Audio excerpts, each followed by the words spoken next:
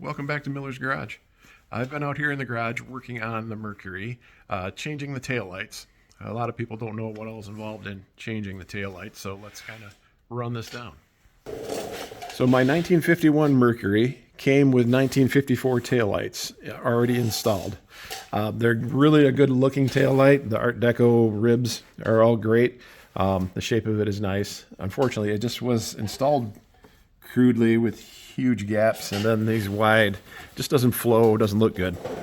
The problem with the 54 Mercury is obviously the taillight is much narrower, the quarter panel is wider, and tapers top to bottom, narrower up top, wider at the bottom. So we have to make some changes to get that to work and flow and look nice.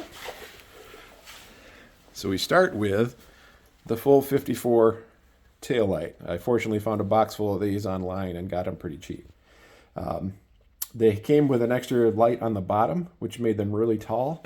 So I cut that off to get rid of the bottom light. So we have a much more petite and better looking light. Now the thing you have to do to make this wider is mess with the bezel. So the bezel is made of pot metal, which means I can't weld it. I got to come up with some other things. So I tried to cut through it to get it so I could open it up without cutting all the way through. Oops.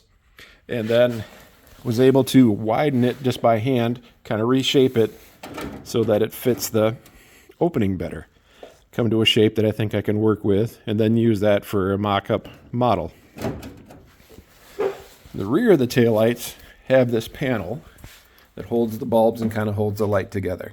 Now, all of mine were in pretty poor condition, so I choose the best two I had and then had to restore them to make them work. Got to cut off this bottom piece for the light. And now this back piece is much too narrow. So I had to cut it, change it, and make it quite a bit wider to fit the new width opening I was looking for on the car. After that, I made a couple other sheet metal pieces, top and bottom, in the correct shape, and was able to glue those in using a panel bonding adhesive, so they're not going to come out of there. I plan on painting these, so I had to grind all the chrome off, and I'm left with quite a few pits, but I can fix that up and bodywork it. Pot metal pits chrome like this and kind of makes it ugly. But I'll be able to use these with some primer and some filler and paint them up as needed. So I'm getting close to the end of this one.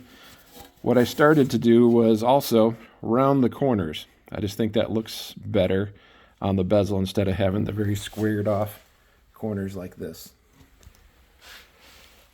So this is basically the bezel, pretty much done to start messing with. So what I have to do now is create a piece of sheet metal that'll be the right shape here and shape it to fit the tail light, and then weld that into the hole on the quarter panel.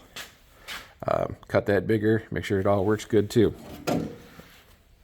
Then we can actually install that and weld that into the car, finish all the body work, finish all the everything, and then install the tail lights.